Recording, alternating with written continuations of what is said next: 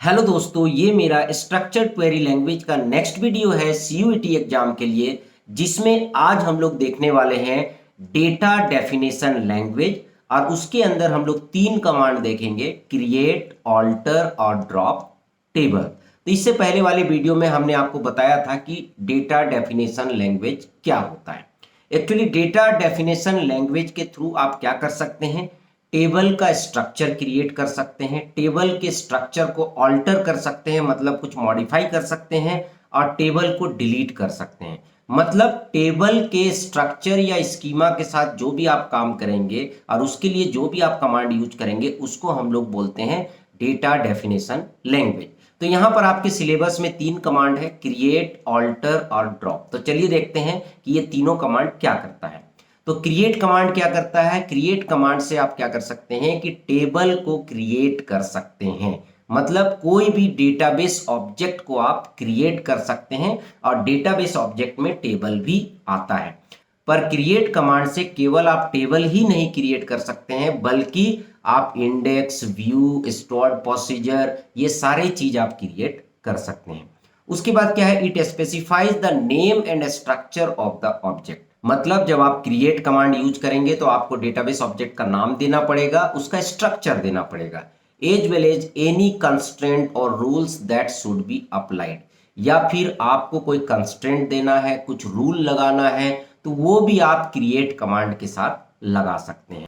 तो इस कमांड से जो है बहुत तरह के ऑब्जेक्टिव क्वेश्चंस बनते हैं। तो आपको इसके कंसेप्ट को ध्यान रखना पड़ेगा। जैसे कि क्रिएट कमांड से आप टेबल क्रिएट कर सकते हैं, index, view, stored procedure create कर सकते हैं। दूसरा है कि यहां पर आपको नाम और स्ट्रक्चर के साथ आपको कंस्ट्रेंट और रूल भी स्पेसिफाई करने की फैसिलिटी मिलती है। उसके बाद नेक्स्ट है ऑल्टर। ऑल्टर से आप क्या कर सकते हैं, टेबल के स्ट्रक्चर को चेंज कर सकते हैं, मॉडिफाई कर सकते हैं। ठीक है, alter command is use to modify the structure of an existing database object. जो भी एग्जिस्टिंग डेटाबेस ऑब्जेक्ट है, चाहे टेबल है, व्यू है, ठीक है, या फिर इंडेक्स है, उसको आप क्या कर सकते हैं, मॉडिफाई कर सकते हैं उसके स्ट्रक्चर को।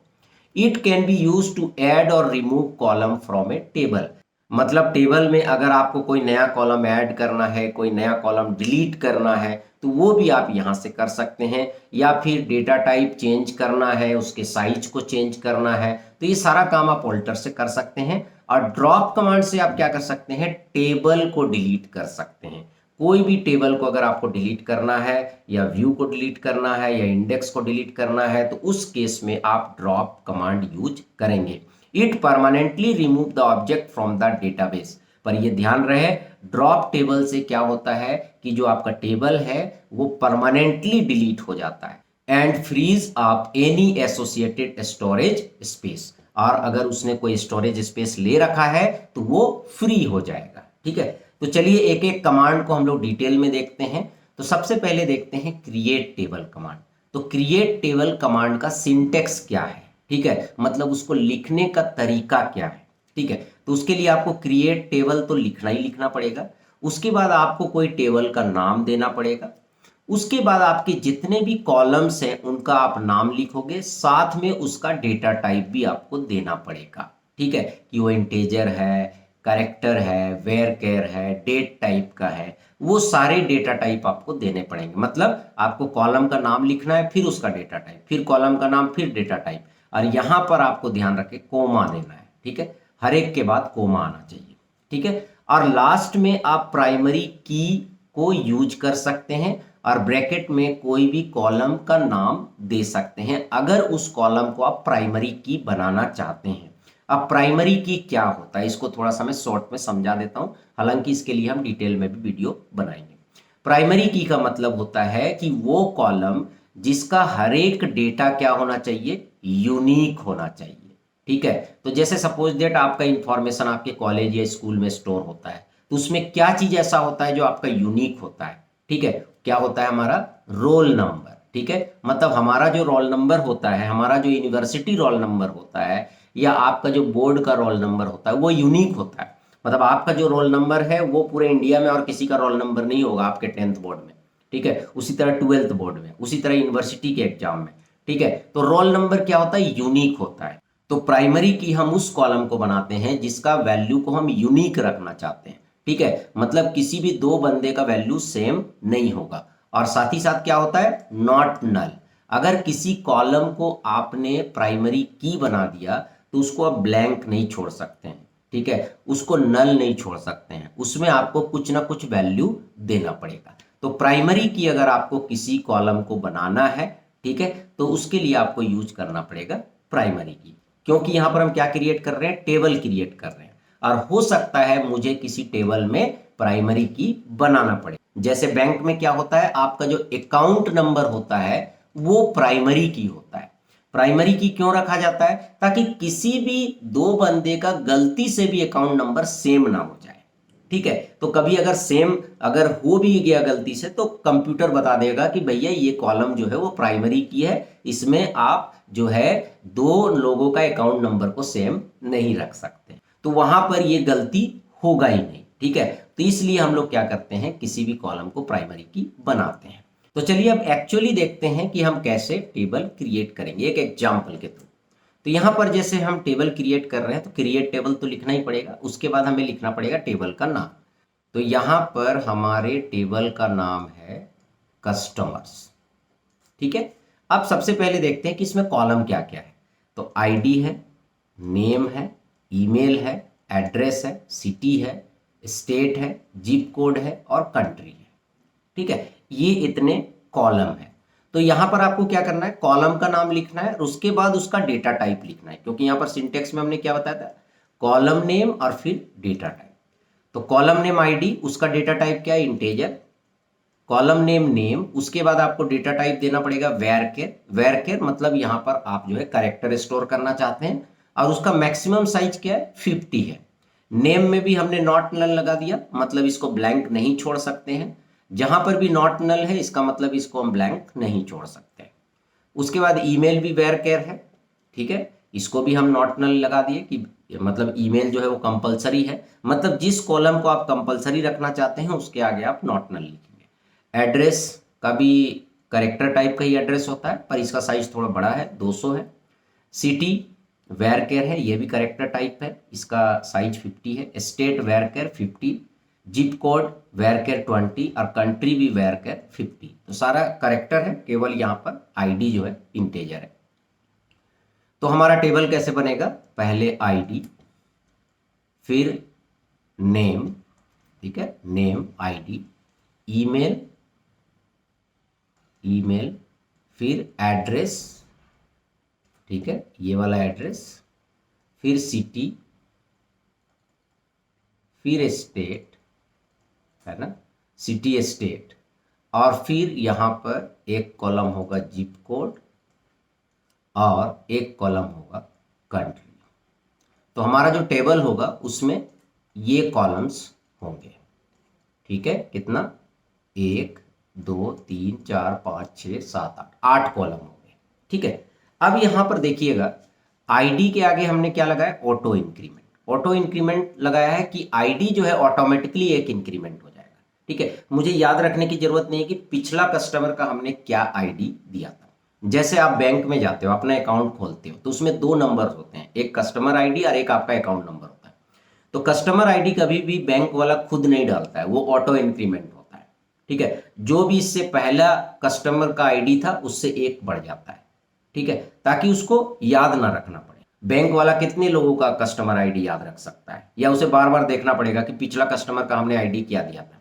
और ऊपर से ऑल ओवर इंडिया का जो सॉफ्टवेयर होता है वो कॉमन होता है, तो ये पॉसिबल नहीं है। तो ऑटो इंक्रीमेंट लगाने से क्या होगा कि पहले जो आईडी आपने लिया होगा उससे ऑटोमेटिकली इंक्रीमेंट हो जाएगा। ठीक है, जहां भी नॉट नल लगा है इसका मतलब वो कंपलसरी है। ठीक है, लास्ट में आपने लिखा है प्राइमरी की आईडी, मतलब हमने आईडी को क्या बना दिया है, प्राइमरी की। ठीक है, नॉट नल तो होगा ही होगा, पर साथ ही साथ आईडी जो है वो यूनिक होगा, हर बंदे का यूनिक आईडी होगा।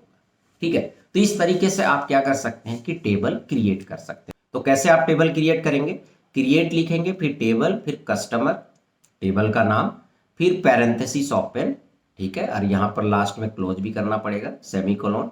ठीक है, बीच में आपको क्या करना है, कॉलम का नाम, उसका डेटा टाइप, नॉट नल है तो नॉट नल, इंक्रीमेंट करना है तो ऑटो इंक्रीमेंट, ठीक है। नेम, फिर कोमा देके दूसरा कॉलम का नाम, उसका डेटा टाइप, उसके बाद साइज आपको देना पड़ेगा ब्रैकेट में। ये ध्यान रखिएगा इंटेजर में हमको साइज नहीं देना पड़ता है, वेर केयर में देना पड़ता है। नॉट नल अगर आप चाहते हैं कि ये कंपलसरी है। उसके बाद ईमेल, फिर उसका डेटा टाइप नॉट नल, फिर एड्रेस उसका डेटा टाइप, सिटी उसका डेटा टाइप, स्टेट उसका डेटा टाइप, फिर जिप कोड उसका डेटा टाइप, कंट्री उसका डेटा टाइप, और फिर फाइनल में अगर आप किसी को प्राइमरी की बनाना चाहते हैं तो इस तरह से आप जो है टेबल क्रिएट कर सकते हैं, ठीक है। तो अब आपको समझ में आ गया होगा कि टेबल कैसे क्रिएट करना है, ठीक है। अब सपोज डेट मैं एक छोटा सा स्टूडेंट का टेबल क्रिएट कर रहा हूं, ठीक है, तो कैसे करूंगा? तो मैं लिखूंगा क्रिएट टेबल स्टूडेंट, मैंने टेबल का नाम दे दिया। रोल नंबर, रोल को मैं इंटेजर रखना चाहता हूं तो इंट दे दिया, ठीक है। नॉट नल रखना चाहता हूं तो नॉट नल भी लिख दिया। फिर स्टूडेंट का नेम, इसका डेटा टाइप होगा varchar, varchar means character आप ले सकते हैं। इसका साइज हमने 50 दे दिया। उसके बाद हमने लिख दिया मार्क्स, मार्क्स में भी हमने इंटेजर डाल दिया, ठीक है। उसके बाद लिख दिया ग्रेड, ठीक है। तो ग्रेड में हमने लिख दिया वेर केयर और यहाँ पर 2 लिख दिया। ग्रेड जो है 2 करेक्टर का हो सकता है, ए भी हो सकता है, ए प्लस भी हो सकता है, बी प्लस भी हो सकता है, लाइक दैट। और यहाँ पर पैरेंथेसिस ये वाला क्लोज कर दिया और सेमीकोलन। तो इस तरह से आप एक सिंपल टेबल भी बना सकते हैं जिसमें क्या है, 4 कॉलम है, ठीक है। रोल, फिर नेम, मार्क्स और ग्रेड, ठीक है। तो इस तरीके से आप टेबल क्रिएट कर सकते हैं। अब उसके बाद हम लोग देखते हैं ऑल्टर टेबल। अगर टेबल में कुछ मॉडिफाई करना हो, कुछ चेंज करना हो तो आप कैसे करेंगे? तो सिंटेक्स है, ऑल्टर जो है कई तरह का हो सकता है। आप चाहते हो कि कॉलम ऐड करना, आप चाहते हो कि कॉलम रिमूव करना, या आप चाहते हैं कि उस कॉलम का कुछ चेंज करना है, डेटा टाइप या फिर साइज, है ना ये। तो यहाँ पर सबसे पहले लिखते हैं ऑल्टर टेबल, टेबल का नाम ये हर जगह लिखेंगे, चाहे आपको कॉलम ऐड करना हो, चाहे रिमूव करना हो, चाहे मॉडिफाई करना हो। तो ये किस लिए है? जब आप कॉलम को ऐड करना चाहते हैं, ठीक है। जब आप क्या करना चाहते हैं, कॉलम को ऐड करना चाहते हैं, तो आपको क्या लिखना है, ऑल्टर टेबल, टेबल का नाम, उसके बाद ऐड, और जिस कॉलम को आप ऐड करना चाहते हैं, और डेटा टाइप, उसका डेटा टाइप भी आपको देना पड़ेगा। जब भी आप कोई कॉलम ऐड करेंगे तो डेटा टाइप भी देना पड़ेगा। उसके बाद ऑल्टर टेबल में क्या कर सकते हैं आप, डिलीट कॉलम। अगर कॉलम डिलीट करना है तो सेम, पहला लाइन तो सेम होगा, ऑल्टर टेबल, टेबल का नाम, ड्रॉप, डिलीट करने के लिए ड्रॉप, कॉलम, कॉलम ड्रॉप करना है, और उस कॉलम का नाम। अगर आप कॉलम डिलीट कर रहे हैं तो उसमें डेटा टाइप देने की जरूरत नहीं है, केवल आपको कॉलम का नाम लिखना है। जैसे इससे पहले हमने यहाँ पर जिप कोड लिया था। सपोज दैट मुझे जिप कोड को डिलीट करना है तो मैं क्या लिखूंगा, ऑल्टर टेबल, फिर कस्टमर, टेबल का नाम, ठीक है। उसके बाद मैं क्या लिखूंगा, ड्रॉप कॉलम, और फिर लिख दूंगा जिप कोड। तो क्या होगा, ये कॉलम ड्रॉप हो जाएगा, ठीक है। अब यहां पर है कि अगर मुझे किसी कॉलम को मॉडिफाई करना हो, अब मॉडिफाई में क्या होगा, 2 ही चीज हो सकता है, ठीक है। मॉडिफाई कॉलम, या तो आप क्या कर रहे हैं कि उसका डेटा टाइप चेंज कर सकते हैं, ठीक है, या फिर उसका साइज चेंज कर सकते हैं। तो यहां पर क्या हो सकता है, डेटा टाइप चेंज्ड या फिर साइज चेंज्ड, चेंज्ड, ठीक है। तो आपको क्या करना है, ऑल्टर टेबल, टेबल का नाम लिखना है, मॉडिफाई वर्ड यूज करना है, कॉलम लिखना है, और उस कॉलम का नाम और नया डेटा टाइप और साइज। जैसे यहां पर जिप कोड, यहां पर जैसे सिटी का हमने लिया वेयर केयर और 50, ठीक है। मुझे लग रहा है कि इसका साइज कम पड़ रहा है, 50 नहीं 100 होना चाहिए, तो मैं यहां पर लिखूंगा alter table customers, bracket, bracket तो होगा नहीं, है ना, और उसके बाद मॉडिफाई कॉलम्स, कॉलम्स नहीं, कॉलम, ठीक है, और उसके बाद मैं क्या लिखूंगा, सिटी varchar, डेटा टाइप तो मैंने चेंज कर रहा हूं पर उसका साइज 100 कर दे रहा हूं। तो क्या होगा, अब जो है सिटी का साइज 50 से क्या हो जाएगा, 100 हो जाएगा। तो इस तरह से आप मॉडिफाई कर सकते हैं। आगे मैंने एग्जांपल भी लिया है ऑल्टर टेबल में। जैसे यहाँ पर देखिए मैं फ़ोन नंबर ऐड कर रहा हूँ जिसका डेटा टाइप varchar है, साइज 20 है। ऑल्टर टेबल, टेबल का नाम ऐड फोन, फोन जो है वो कॉलम का नाम है और varchar 20। उसके बाद यहाँ पर कॉलम जिप कोड को डिलीट कर रहा हूँ, तो alter table customers drop column zip code. उसके बाद यहाँ पर हम क्या कर रहे हैं, ईमेल वाला जो कॉलम था उसका साइज बढ़ा दे रहे हैं। ठीक है, तो alter table customer modify column, ये तो लिखना ही लिखना है आपको, ऑल्टर टेबल मॉडिफाई कॉलम, ये सब कमांड है। तो ऑल्टर टेबल, टेबल का नाम, मॉडिफाई कॉलम, फिर कॉलम का नाम जिसको आप मॉडिफाई करना चाहते हैं, varchar, और फिर उसका नया साइज। ठीक है, तो इस तरीके से आप ऑल्टर कर सकते हैं। अब फाइनली आते हैं ड्रॉप टेबल। तो ड्रॉप टेबल में तो ज़्यादा कुछ नहीं होता है, केवल कैसे आप टेबल को डिलीट करेंगे। तो उसका सिंटेक्स है ड्रॉप टेबल और टेबल का नाम।